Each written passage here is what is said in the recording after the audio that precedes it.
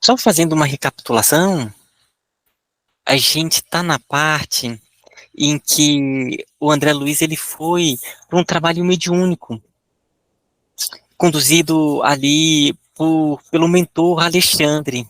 E aí ele está vendo os participantes ali, vários querendo desenvolver uma mediunidade, mas com vários e vários aspectos no organismo, com alguns chakras completamente desestruturados, puxando, aurindo basicamente grande parte da energia vital da pessoa. E aí o Alexandre está dando várias considerações a esse respeito, tá certo? Então tá aí com a diva a condução. Você quer...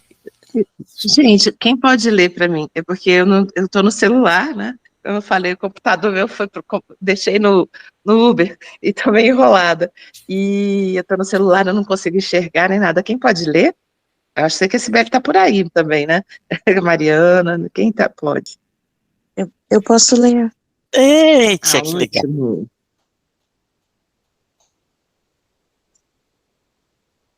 Sim.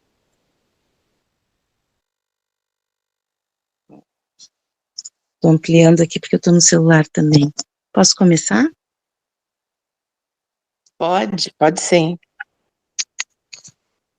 Os problemas são nossos, esclareceu o generoso amigo tranquilamente. Não nos cabe condenar a ninguém. Abandonando as faixas de nosso primitivismo, devemos acordar a própria consciência para a responsabilidade coletiva. A missão do superior é de amar o inferior e educá-lo. E os nossos abusos para com a natureza estão cristalizados em todos os países, há muitos séculos. Não podemos renovar os sistemas econômicos dos povos de um momento para o outro, nem substituir os hábitos arraigados e viciosos de alimentação imprópria de maneira repentina. Refletem eles, igualmente, nossos erros multimilenares.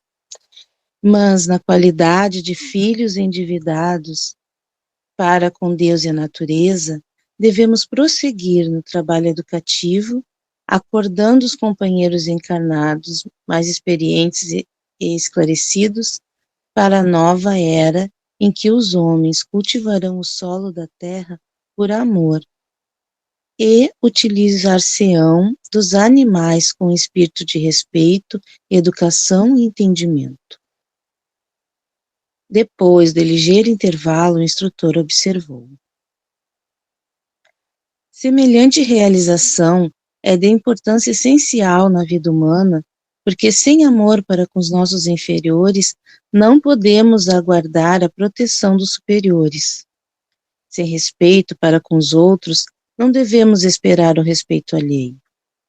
Se temos sido vampiros insaciáveis dos seres frágeis que nos cercam, entre as formas terrenas, abusando do nosso poder racional ante a fraqueza da inteligência deles, não é demais que, por força da animalidade que conserva desveladamente, venha cair a maioria das criaturas em situações enfermiças pelo vampirismo das entidades que lhes são afins na esfera invisível. Os esclarecimentos de Alexandre, ministrados sem presunção e sem crítica, penetravam-me fundo. Algo de novo despertava-me o ser. Era o espírito de veneração por todas as coisas, o reconhecimento efetivo do paternal poder do Senhor do Universo. O delicado orientador interrompeu-me o transporte de íntima adoração ao Pai, acentuando. Segundo observa, o legítimo desenvolvimento mediúnico é problema de ascensão espiritual dos candidatos às percepções sublimes. Entretanto, André, não importa que os nossos amigos ansiosos pelos altos valores psíquicos tenham vindo até aqui sem a devida preparação. Embora incipientes no assunto, lucraram muitíssimo, porque foram auxiliados contra o vampirismo venenoso e destruidor. Surpreendeu-se você com as larvas que lhes avassalam as energias espirituais. Agora verá as entidades exploradoras que permanecem fora do recinto, esperando-lhes o regresso. Lá fora? Perguntei alarmado. Sim, respondeu Alexandre. Se os nossos irmãos conseguissem, de fato, estabelecer sobre si mesmo os desejáveis golpes de disciplina, muito ganhariam em força contra a influenciação dos infelizes que os seguem. Lamentavelmente, no entanto, são raros os que mantêm a necessária resolução no terreno da aplicação viva da luz que recebem. A maioria, rompido o nosso círculo magnético, organizado no curso de cada reunião, esquece as bênçãos recebidas e volta-se novamente para as mesmas condições deploráveis de horas antes, subjugada pelos vampiros renitentes e cruéis. Oh, que lições! Exclamei, notando que os nossos amigos encarnados se dispunham a sair. O instrutor convidou. Venha comigo à via pública e observe por si mesmo. Eu queria só fazer um comentário, que agora vai passar para outro capítulo. Essa parte ela é muito interessante, muito comum. Eles foram para um trabalho mediúnico, onde tinha todo um campo de proteção, onde espíritos que estavam juntos ali, espíritos mesmos obsessores que estavam, de certa maneira, influenciando negativamente, eles não conseguem entrar nesse campo, eles ficam do lado de fora. E aí a pessoa adentra, e ali tem todo o trabalho, né? Então o André Luiz viu, mas esses espíritos eles ficam ali do lado de fora, eles ficam esperando. Então, vai apresentar agora, no momento em que esses encarnados eles saem do trabalho, ou seja, no momento do trabalho, houve um enfraquecimento dessas ligações entre o encarnado e esses espíritos que ficam perturbando. Mas, depois, quando sai, é responsabilidade do encarnado manter esse padrão alto. Caso contrário, novamente vai ter conexão com esses espíritos. E aí, eu lembrei de um caso, eu fiz até um videozinho, tive uma época que eu estava fazendo uns videozinhos para o Centro Espírita que eu tô aqui. Agora eu vou entrar em férias, eu vou até fazer mais uns para lá, que era um lá dos nossos trabalhos mediúnicos, desculpa, nos trabalhos de passe, quando a gente terminava o trabalho de passe, ficava toda meio que uma balbúrdia, assim, sabe? Não era uma balbúrdia, mas ele quebrava um pouco o campo. E aí teve um caso do Divaldo contando, na verdade o Divaldo não, o Divaldo era um médium, de um, um espírito que trabalhou com o Divaldo. E ela trabalhou como médium, e aí depois ela desencarnou, e aí ela foi contar do lado de lá como é que eram os trabalhos espirituais. E um deles foi a reunião mediúnica deles. Aí ela contando que ela ficou impressionada com o outro lado. E uma das coisas que ela contou, foi até o videozinho que eu fiz lá pro nosso grupo, eu vou até ver se eu posto de novo, que tem bem a ver com isso. Ela contando depois do trabalho. Ela percebendo assim, depois do trabalho, como que muitos ele fazem assim, opa, terminou. E aí eles se cortavam completamente da conexão com os mentores. Isso, ela ficou impressionada e ela viu que eram poucos que continuavam ligados à estrutura espiritual, inclusive doando energias ainda, sabe? Mesmo depois, as pessoas saíam refletindo e se mantinham ligadas. Então vai ser bem o que vai ser apresentado agora. Vários saindo, e é como se fosse algo, e que ele fosse, opa, cumpri o meu papel. E novamente eles vão se conectar, sabe? Então agora a gente vai entrar nessa outra parte, ele contando essa experiência.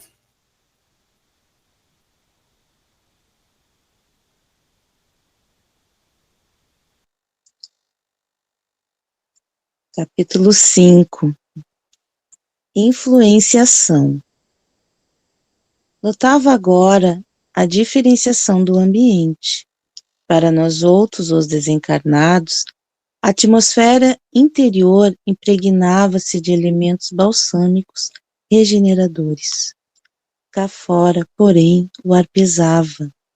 Acentuara-se-me sobremaneira a hipersensibilidade diante das emanações grosseiras da rua.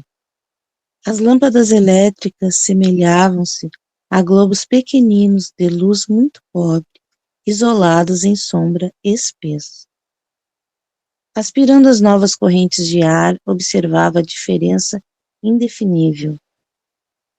O oxigênio parecia tocado de magnetismo menos agradável. Compreendi uma vez mais a sublimidade da oração e do serviço da espiritualidade superior na intimidade das criaturas. A prece, a meditação elevada, pensamento edificante, refundem a atmosfera, purificando-a. O instrutor interrompeu-me as íntimas considerações, exclamando: a modificação, evidentemente, é inexprimível. Entre as vibrações harmoniosas da paisagem interior, iluminada pela oração, e a via pública repleta de emanações inferiores, há diferenças singulares. O pensamento elevado santifica a atmosfera em torno e possui propriedades elétricas que o homem comum está longe de imaginar. A rua, no entanto, é avelhantado repositório de vibrações antagônicas em meio de sombrios materiais psíquicos, perigosas bactérias de variada procedência, em vista de a maioria dos transeuntes lançar em circulação, incessantemente, não só as colônias imensas de micróbios diversos, mas também os maus pensamentos de toda a ordem. Sibeli, eu queria só fazer um comentário nessa parte. Uhum. Quando conta aqui sobre o ambiente fora e falando, né, do pensamento elevado, que ele santifica a atmosfera em torno e possui propriedades elétricas que o homem comum está longe de imaginar. Isso aqui nos liga também com a importância de... A importância, mas assim, eu digo a importância... O quanto é interessante que na casa ele tenha uma espécie de um local de oração. Porque esse local, ele vai se tornando imantado. À medida que a pessoa vai fazendo as suas orações, em torno, ele vai se impregnando desse magnetismo de prece, de sentimentos mais elevados. Isso facilita o processo da pessoa. Então, quando a pessoa ela entra em algum ambiente de oração, então alguma igreja em que verdadeiramente ali se pratica aquela oração verdadeira, uma casa espiritual, um local de meditação, um centro espírita, enfim. O campo, ele facilita o processo de conexão com o mundo maior. Isso se acontece também na casa. Então, na casa, uma casa que se mantém um pensamento elevado, buscando harmonia, ele vai criando aquele campo que ele é intensificado pelos próprios espíritos. E se a pessoa ainda tiver um cantinho, aí que ele magnetiza. Para vocês terem uma noção como que o ambiente fica magnetizado, existe uma mediunidade chamada a mediunidade de psicometria, é um nome esquisito, né? Psicometria. Alguns médiums isso já é um pouco mais raro.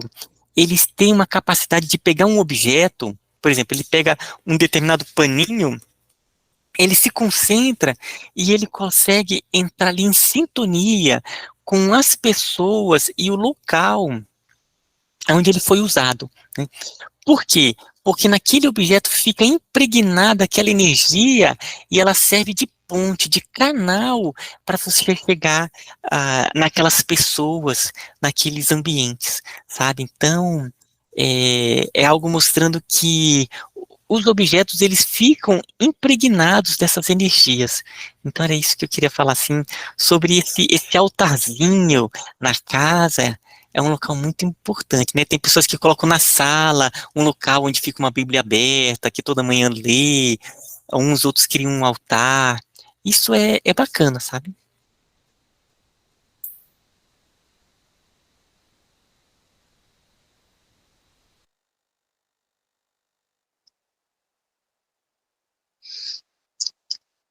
Enquanto ponderava o ensinamento ouvido, reparei que muitos agrupamentos de entidades infelizes e inquietas se postavam nas cercanias. Faziam-se ouvir através das conversações mais interessantes e pitorescas, todavia desarrazoadas e impróprias nas menores expressões. Alexandre indicou-me pequeno grupo de desencarnados que me pareceram em desequilíbrio profundo e falou: aqueles amigos constituem a corte quase permanente dos nossos companheiros encarnados, que voltam agora ao ninho doméstico. Que? Indaguei involuntariamente. Sim, acrescentou o orientador cuidadoso. Os infelizes não,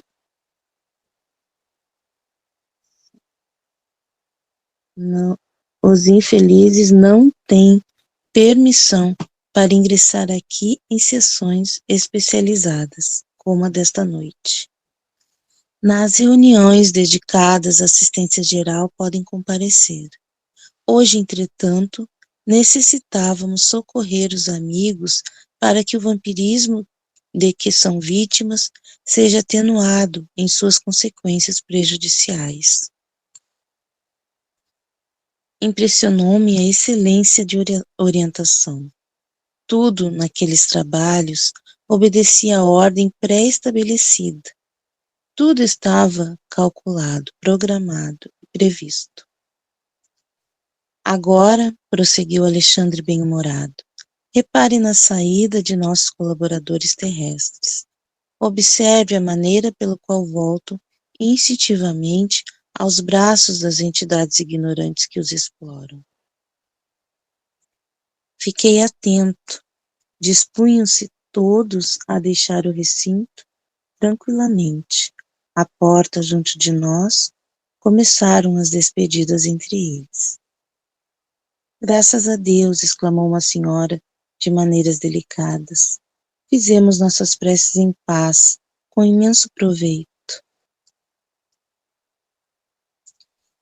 Como me sinto melhor, comentou uma das amigas mais idosas. A sessão foi um alívio.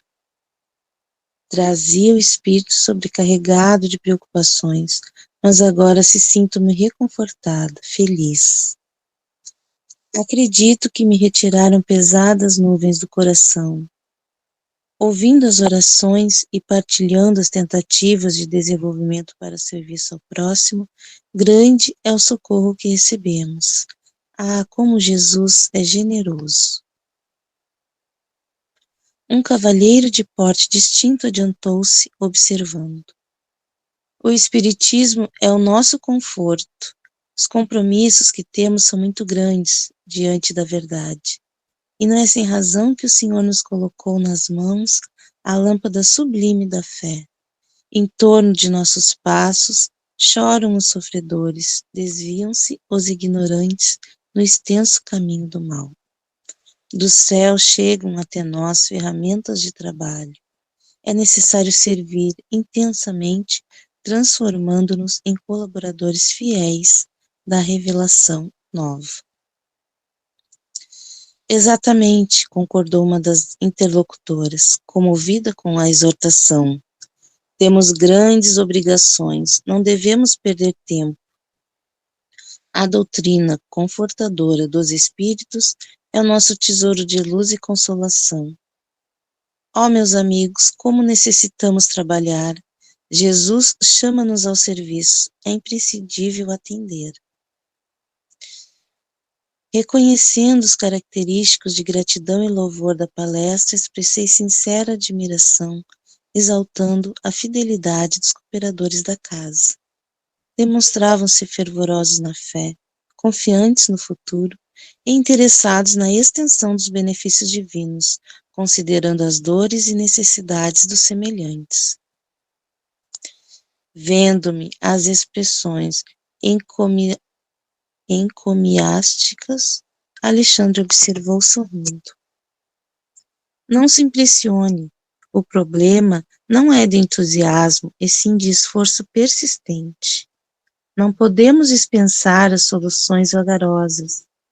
Raros amigos conseguem guardar uniformidade de emoção e idealismo nas edificações espirituais. Vai para 9 anos com algumas interrupções que me encontro em concurso ativo nesta casa. E mensalmente vejo desfilar aqui as promessas novas e os votos de serviço. Ao primeiro embate com as necessidades reais do trabalho, reduzido número de companheiros permanece fiel à própria consciência. Nas horas calmas, grandes louvores. Nos momentos difíceis, disfarçadas deserções, a pretexto da incompreensão alheia. Sou forçada a dizer que, na maioria dos casos, nossos irmãos são prestativos e caridosos com o próximo, em se tratando das necessidades materiais, mas quase sempre continuam sendo menos bons para si mesmos, por se esquecerem de aplicação da luz evangélica à vida prática. Prometem excessivamente com as palavras, todavia operam pouco no campo dos sentimentos. Com exceções,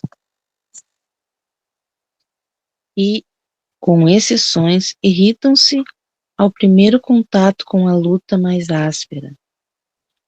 Após reafirmarem os mais sadios propósitos de renovação, e comumente voltando cada semana ao núcleo de preces, estão nas mesmas condições, requisitando conforto e auxílio exterior. Não é com facilidade que cumprem a promessa de cooperação com Cristo em si próprios, base fundamental da verdadeira iluminação. Porque Alexandre silenciara, observei atenciosamente os circunstantes. Ainda se achavam todos eles, os encarnados, irradiando alegria e paz, colhidas na rápida convivência com os benfeitores invisíveis.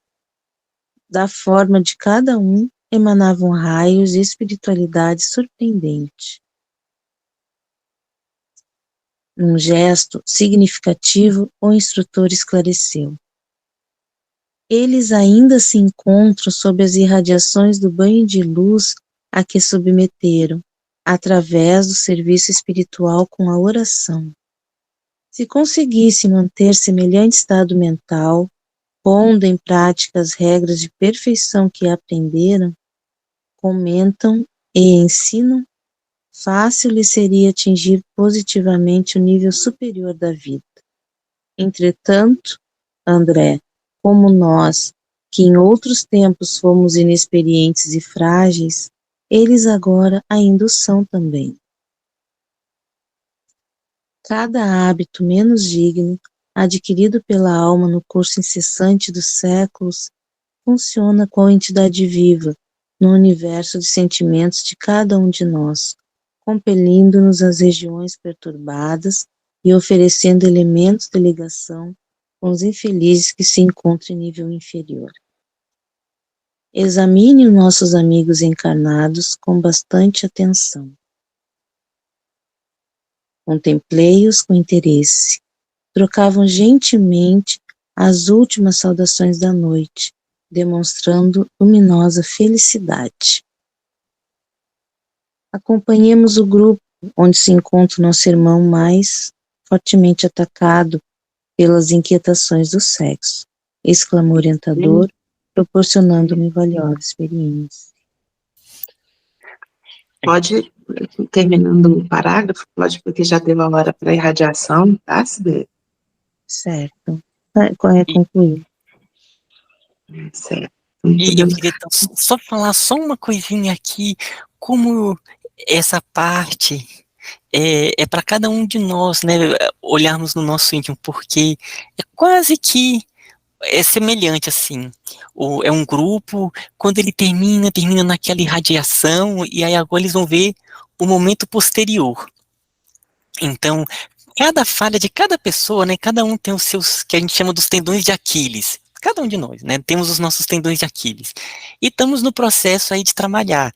Esses tendões de Aquiles, eles realmente são aquele ponto em que a maior probabilidade da gente retornar à situação de conformidade, né, de comodismo em que a gente estava antes.